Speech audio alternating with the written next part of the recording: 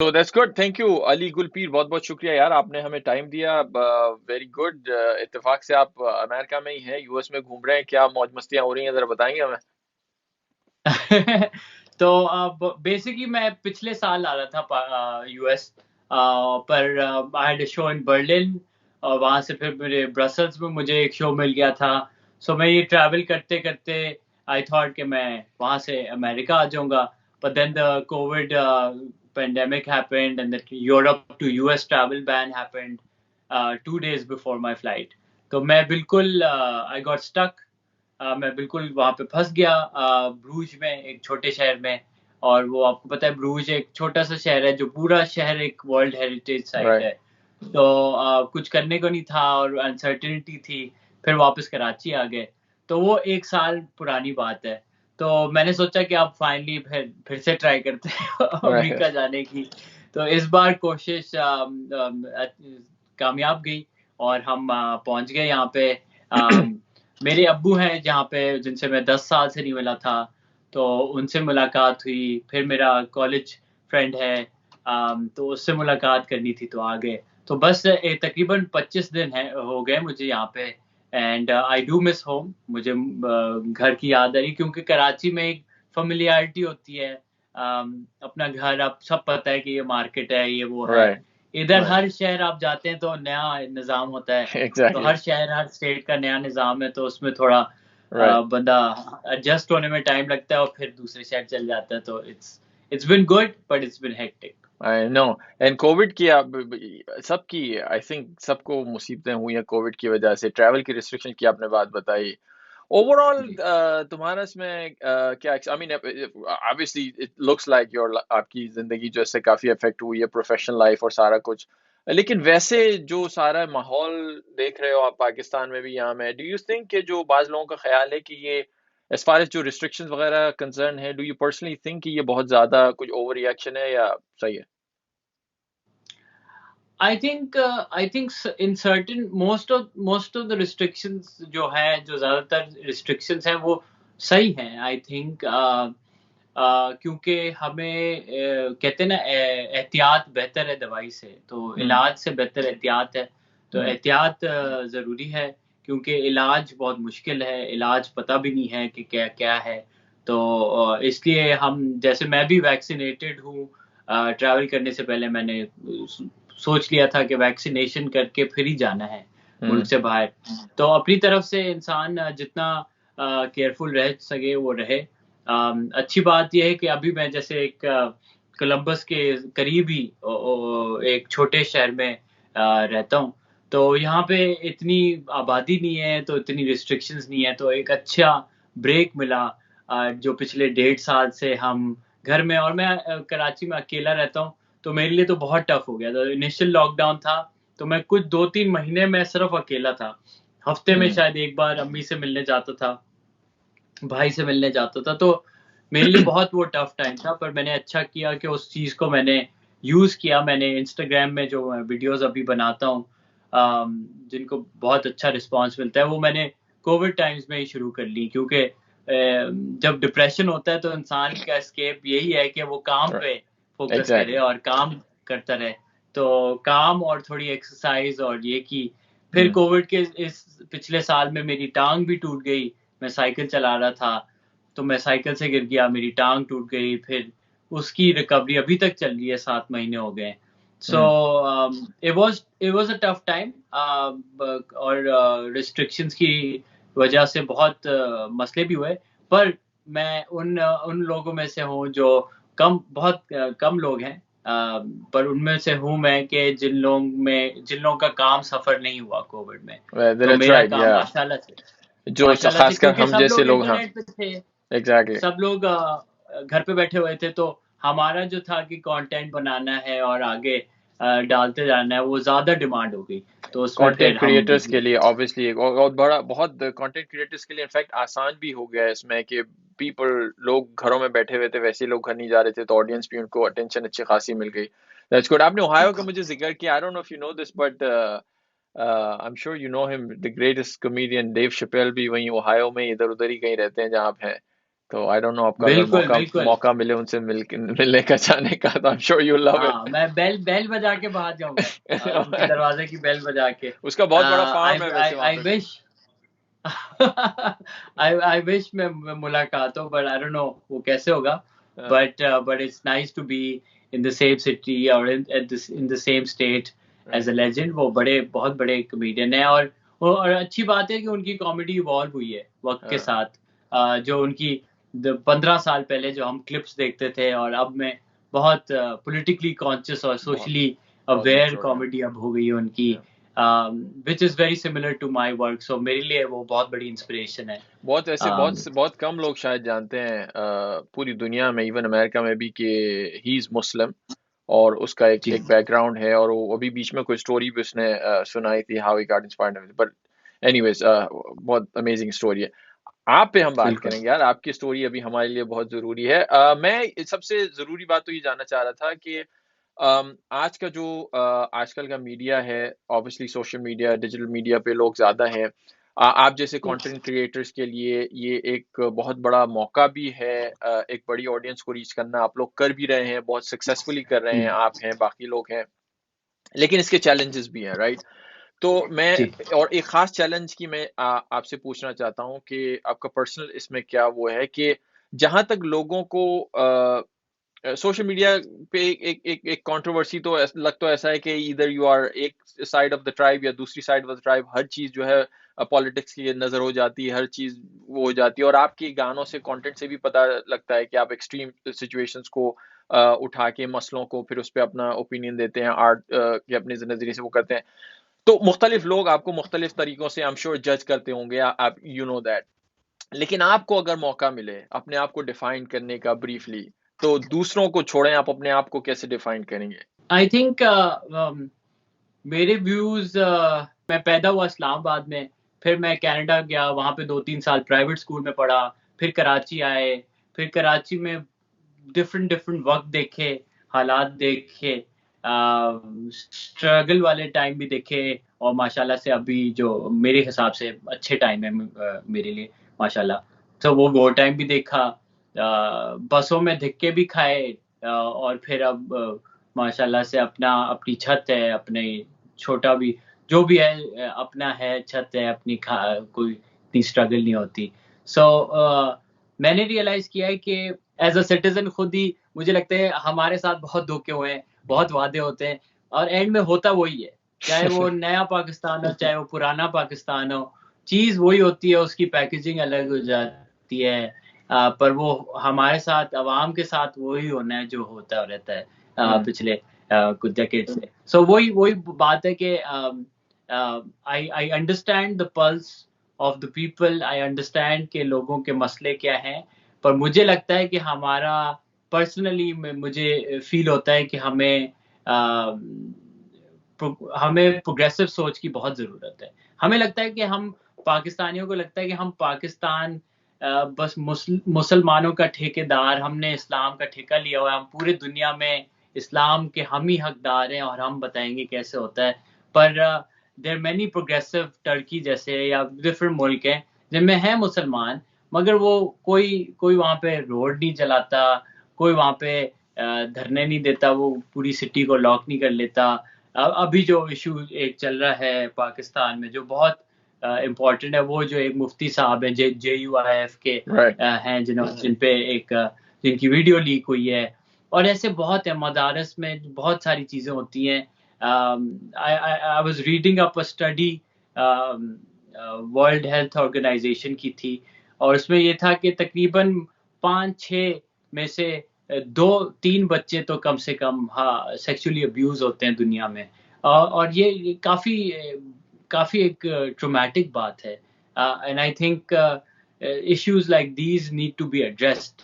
और हम्म। हमारे अनफॉर्चुनेटली ये बात है कि जब हम मुल्ले पे कोई आवाज़ उठाते हैं तो बोलते हैं लिबरल आ गया और ये हमारी कल्चर को खराब कर रहा है। पर I think that's not what I try to do. मेरा काम, जैसे मेरा गाना है तेरा जिस्म मेरी मर्जी, वो मैंने इसलिए सैटिरिकल पोर्ट्रे किया क्योंकि मुझे लगता है कि हम इस चीज पे ट्रिगर हो जाते हैं कि औरत ने कैसे बोला कि उसकी जिस्म पे उसकी अपनी मर्जी होगी, ये कैसे वो बोल सकती है?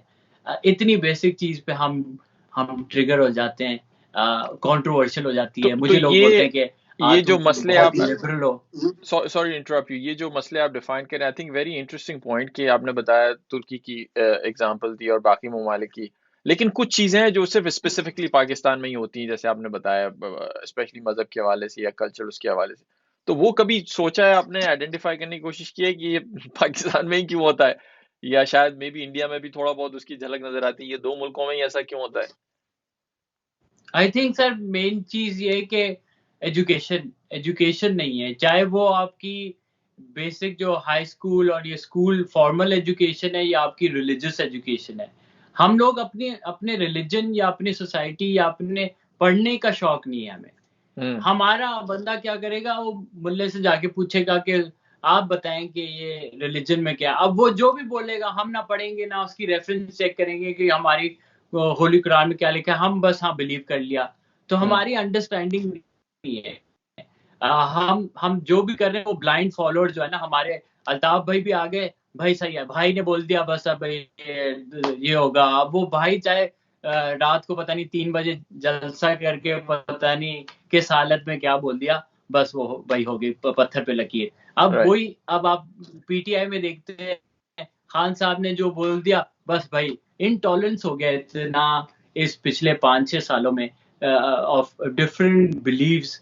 It's either our way or the highway. I find a lot of reasonable people, educated people saying unreasonable, अजीब सी चीजें हैं, मतलब बेसिक जहालत की स्टेटमेंट्स हो रही हैं by people who are highly educated, which baffles me, which uh, you know. आप जो काम करते हैं, जाहिर सी बात है म्यूजिक और ह्यूमर दोनों उसमें करते हैं। आपके जैसे जितने भी लोग हैं जो करते होंगे या अभी शुरुआत करना चाहते हैं या जिनमें कुछ जुस्तजू है माशरे में बेहतरी लाने की, तो आपको लगता है कि म्यूजिक से, ह्यूमर से या एंटरटेनमेंट या आर्ट के जरिए ये नीडल मूव होती है, चीजें बेहतर होती हैं, या स्पेशली आज के सोशल मीडिया के जमाने में आप और ज्यादा पोलराइज कर रहे हैं सोसाइटी को? देखिए मैं जब 2012 में अमेरिका आया था तो मैं यूएस के स्टेट डिपार्टमेंट के थ्रू एक प्रोग्राम से आया था, तो मैंने न्यूयॉर्क और न्यू हैम्पशायर रोड आइलैंड इधर शो किए थे। तो मैंने एक कॉन्सेप्ट देखा था, एक चीज देखी थी, कम्युनिटी सेंटर का कॉन्सेप्ट, कि भाई एक जगह है जहाँ पे मोहल्ले के लोग आएंगे, आपको डांस आता है आप आके डांस सिखा दो, ट्यूसडे को शाम को आप फ्री हो आप आ जाओ। उसको पोएट्री आती है, उसको म्यूजिक आता है, मोहल्ले के लोग आएंगे और जो उधर के बच्चे हैं उनको आर्ट से कोई कोई यूनिफाई करेंगे। वहां पे जाके बैठ के किसी को आर्ट कुछ सिखा दिया, किसी को लिखाई सिखा दी, कुछ ना कुछ। उसमें क्या हो रहा था कि उन्होंने बताया कि हमारा पर्पस ये है कि जो यूथ है, जो थोड़ी जिसके पास कुछ करने को नहीं है या कुछ गाइडेंस नहीं है, तो वहां पे एक एक तो उसको कुछ प्रोडक्टिव चीज मिल जाए, दूसरा उसको एक जगह मिल जाए जहाँ पे बड़े हैं जिनसे वो बात कर सकता है, जिनसे वो तो एक एक अंडरस्टैंडिंग हो सोसाइटी में, राइट। कम्युनिटी की अपनी आपस में। वो चीज क्या करिए, आर्ट से ही आप लोगों का दिमाग हम्म। खोल रहे हैं, उनको प्रोडक्टिविटी पे लगा रहे हैं, उनको यूनिफाई कर रहे हैं। हाँ, शहजाद रॉय का स्कूल है, जिंदगी ट्रस्ट संभालता है गार्डन में, फातिमा जिन्ना स्कूल है, ये राइट। कराची के एरिया गार्डन में है। मैं वहाँ पे समर कैंप के लिए 1-2 बार गया, उनको मैंने इम्प्रोव और एक्टिंग के वर्कशॉप्स कराए। वहाँ पे मसला ये होता था सर कि 4 क्लास के बच्चे बोल रहे हैं ये मुहाजिर है इसके साथ हम नहीं बैठेंगे, या ये बलूची है हम इसके साथ नहीं बैठेंगे। ये देखिए हमने कितना हेट बच्चों में रूट कर लिया है कि 4th क्लास की बच्चियां डिवाइडेड हैं जुबान के बेसिस पे। जब हमने वहाँ पे एक्टिंग वर्कशॉप्स किए तो उनको इतना मजा आया कि उन्होंने कहा हमने शॉर्ट फिल्म लिखी है सर, हम चाहते हैं कि आप शूट करें। मैंने वो शूट करके उनको एडिट करके दी, वो चाइना में हमने एक फिल्म फेस्टिवल में भेजी। उस कोर्स के बाद मेरे टीचरों की मुझे कॉल आती थी, बोलते थे अब वो चीज खत्म हो रही है, वो डिवाइड जो है वो खत्म हो रहा है। That is a perfect example of how art can fix our hearts and हमें करीब ला सकती है, क्योंकि आर्ट बेस्ट काउंटर है। आर्ट में जब हम थिएटर प्ले कर रहे होते हैं हमें नहीं पता होता कि वो साथ वाला कैरेक्टर पंजाबी है तो शिया है सुन्नी है, हमें नहीं पता। वो कैरेक्टर है। हम हम्म। मिल के एक प्ले बनाएंगे, हमें साथ काम करना है। So that is what art की सिग्निफिकेंस है। एंड आई फील लाइक मेरा काम जो है, हाँ ठीक है, सैटायर है और बहुत ब्लंट है, कभी कभी बहुत ब्लंट होता है, पर हमारी सोसाइटी भी तो ब्लंट है। डेड बॉडीज टीवी पे देख देख के हम डिसेंसिटाइज हो गए हैं। जब तक सैटायर मुंह पे नहीं लगेगा चमाट की तरह, तो वो समझ नहीं आएगी। तो राइट। इसलिए मुझे ऐसी चीज और ऐसी वर्ड्स यूज करने पड़ते हैं जो आपको पोलराइजिंग लगते होंगे, और हो सकता है कुछ लोगों को लगते होंगे, but it is important because जब तक हम रियलिटी का मजाक नहीं उड़ाएंगे, जैसे मंटो साहब कहते थे कि अगर मेरे अफसाने बर्दाश्त नहीं तो ये मतलब कि तुम्हें सोसाइटी बर्दाश्त नहीं। तो सोसाइटी के खिलाफ मूवमेंट चलाओ, जो इश्यूज के खिलाफ। मेरे खिलाफ क्या चला रहे हो? मैं तो वो दिखा रहा हूँ जो है। राइट। और एक आप बात कर रहे थे तो मुझे जहन में आई डोंट नो किसने कही थी, बड़ी अच्छी बात कही थी कि जब आप ह्यूमर को इस्तेमाल करते हैं, और ह्यूमर एक्चुअली एक बड़ा ऑनेस्ट टच स्टोन है ये मालूम करने का कोई आपसे कितना अग्री कर रहा है, क्योंकि अगर कोई आपकी बात पे हंस दे, तो वो भले ही क्यों ना मुखालिफ कबीले से हो या कुछ हो, लेकिन उसने हंस दिया का मतलब ही is agreeing with you. So वो एक बड़ा ऑनेस्ट तरीका है जो लोग इसको समझते नहीं है। So I think that's very powerful. And I am amazed, I mean ये बड़ी जबरदस्त स्टोरी है कि आर्ट जो आपकी पर्सनल स्टोरी है, like I that's good I think, कि इस तरह लोगों को इस लेवल पे बच्चों को सिखाया जाए आर्ट के जरिए कि नफरतें किस तरह दूर की जाएं। तो आई think that's really good. Finally ये जो आपने, मैं आपका थॉट प्रोसेस समझना चाह रहा हूँ, जब ये इश्यूज पिक करते हैं, अभी रिसेंटली आपने वो कर्नल की बीवी और उससे पहले वडेरे का और ये, तो जब ऐसा कोई वाकया सामने आता है, तो नॉर्मली आपके सोचने का या ये स्केच पुट करने का मतलब कोई टाइम फ्रेम होता है, या इज इट बैठे बैठे एक वो आ जाता है कि नहीं जी इसको इस तरह होना चाहिए? Obviously I mean you are a talented guy, you know everything, but कोई इसकी साइंस भी है वो करने की, स्केट्स बनाने की? आई थिंक मेन मेन ये चीज ये होती है कि कुछ होता है सोसाइटी में, तो उससे मैं अफेक्ट होता हूँ। अब या वो मुझे गुस्सा देगा हम्म। या मुझे हंसाएगी। जब फिर दोस्त आशिक अवान बोलती है कि मास्क पहन लो मुंह पे, पर वायरस कहीं और से भी चले जा सकता है, तो हंसी आती है कि हमारे लीडर ऐसे भी हैं। फिर राइट। उसका दिल चाहता है कि मजाक भी उड़ाना चाहिए, क्योंकि ये हैं हमारे सो कॉल्ड लीडर्स जो हमें लीड करेंगे। राइट। अ, फिर जब मैं देखता हूँ कि कोई कि एक मर्डरर की फ्यूनरल पे लाखों लोग आते हैं, तो गुस्सा आता है कि ये कौन सा पाकिस्तान है। हम तो ऐसे पाकिस्तान में बड़े नहीं हुए थे, उम्मीद भी नहीं थी कि ऐसा होगा। तो कहीं कहीं अ, हंसी मोटिवेट करती है, कहीं गुस्सा मोटिवेट करता है, बट थॉट प्रोसेस यही होता है कि whatever affects me personally as a citizen और as an individual, वो फिर मुझे ट्रिगर करता है सोच, और उसके हिसाब से फिर मैं लिखता हूँ। अब वो लिखाई कभी होती है, जैसे वडेरे का बेटा मैंने 1.5 घंटे में लिखा था, हम्म। पर मेरा एक और गाना है वीआईपी, उसको मुझे लिखने में 1.5-2 महीने लगे थे।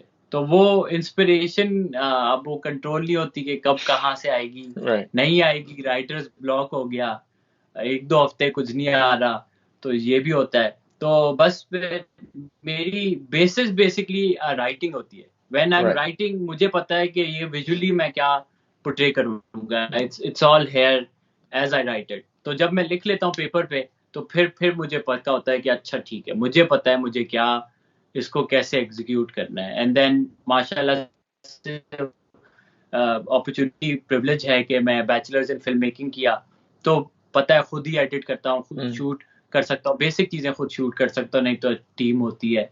सो वो it's easier for me to execute something once I written it. तो ये बेसिकली एक प्रोसेस है, but there is no fix process. I feel like मेरा मेरा वो काम करने का अंदाज बहुत ये है कि इंस्पिरेशन और इमोशन ड्रिवन है, रादर राइट। Then scientific. नहीं, that's good. Emotions are good for any visual component, right? जहाँ पे emotions होते हैं वहाँ पे लोग आपसे relate कर पाते हैं। गालियाँ कितनी जरूरी हैं जनरली अगर इस किस्म के हम skits करते हैं? Do they really? I mean, I don't think शायद दुनिया की कोई ऐसी जुबान हो जिसमें गालियाँ ना हो, but आपके आर्ट के हवाले से, कंटेंट क्रिएशन के हवाले से कितनी जरूरी है? आई थिंक अगर आप मेरे सारे गाने लेंगे, जितनी भी वीडियोस मैंने बनाई हैं, तो उसमें गालियां हैं सच। अगर आप छोटी छोटी मतलब कोई बड़ी गाली तो नहीं होगी, 2-3 गालियां होंगी पूरे मेरे हाँ, डिस्कोग्राफी में, तो हाँ, इतनी इम्पोर्टेंट नहीं है। पर कभी कभी देखिए, लैंग्वेज भी इवॉल्व हुई है टाइम के राइट, साथ। अ, जो हमारी उर्दू और जो गली में ज़ुबान यूज़ की जाती थी 1950s में, 40s में, और अब में बहुत फ़र्क है। तो मैं जिससे बात कर रहा हूँ, मैं बात कर रहा हूँ 16 टू 15 टू 38 ईयर ओल्ड हम्म, पाकिस्तानी से। अब वो जो पाकिस्तानी है, वो ऐसे ही बात करता है। हम्म। उसकी ज़ुबान अब ये है, तो जो उनसे उन्हीं की मैं जबान गानों में में बात करते हैं यूज़ आप? करता हूँ। उनकी उनसे बात करनी है तो उनकी ज़बान में बात करें। और फिर अगर कोई इश्यू हाइलाइट करना है, अगर आपको बताना है कि यू नो कि बहुत अच्छी बोली, अ, तेरा जिस्म मेरी मर्ज़ी, चुप औरत अच्छी बोलने वाली गंदी। अगर ये मुझे बोलना, अब दिखाना है, अब उसको गंदी की जगह मैं बहुत सारी बुरे वर्ड्स भी यूज़ हम्म, कर सकता था, जो मर्द हज़रात यूज़ करते हैं। मगर कहीं-कहीं तो मैं इस जगह पे मैंने सेंसर किया, क्योंकि ओरिजिनली वो कुछ और वर्ड था वहाँ पे। पर मैंने उस चीज़ को सेंसर किया, आपको क्योंकि बोलने की जरूरत मैं नहीं है, समझ मुझे गया सुन था के ही कि समझ आ गया वो। हाँ, तो वही तो वही है कि कहीं-कहीं मैं सेंसर करता हूँ। लोगों को अंदाज़ा नहीं होता, क्योंकि ऑब्वियसली वो मेरे प्रोसेस का हिस्सा तो नहीं है। पर हम्म, पर पर जहाँ मुझे लगता है कि नहीं, मुझे अपनी आर्ट पे कॉम्प्रोमाइज़ नहीं करना, क्योंकि अगर ये मैं वर्ड चेंज कर लूँगा, तो उसका मैसेज वो नहीं जाएगा, तो वो मैं नहीं करता। तो आई थिंक हम क्या करते हैं, हम गालियों पे 1-2 वर्ड्स पे फँस जाते हैं, हम बिगर पिक्चर नहीं देखते। राइट, क्योंकि गाने के पीछे एक बड़ी सोच है।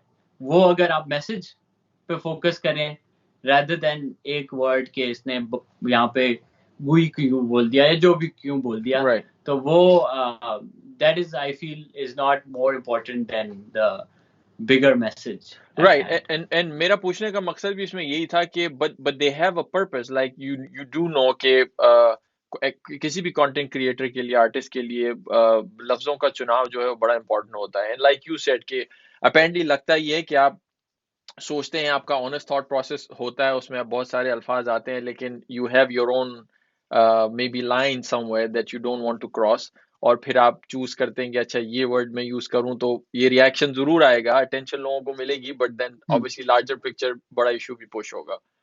बिल्कुल, मैं एलियनेट नहीं करना चाहता। मैं नहीं चाहता कि एक लफ्ज़ की वजह से एक सेगमेंट ऑफ ऑडियंस उस गाने को नहीं सुने, right? Hmm, so that's the, वो हर गाने में एक पॉइंट आता है जब आपको बोलते हैं कि अच्छा, ये लफ्ज़ इतना इम्पोर्टेंट है या नहीं, कि मैं राइट, इसको कॉम्प्रोमाइज़ राइट। करूँ। थैंक यू यार, बहुत बहुत शुक्रिया, आपने हमें वक्त दिया। I hope you have a wonderful time here. I would love to meet you at some place if I was there, but yeah, thank you very much, and good luck with everything. Thank you, thank Thank you. you, Ali. Thank you. Bye.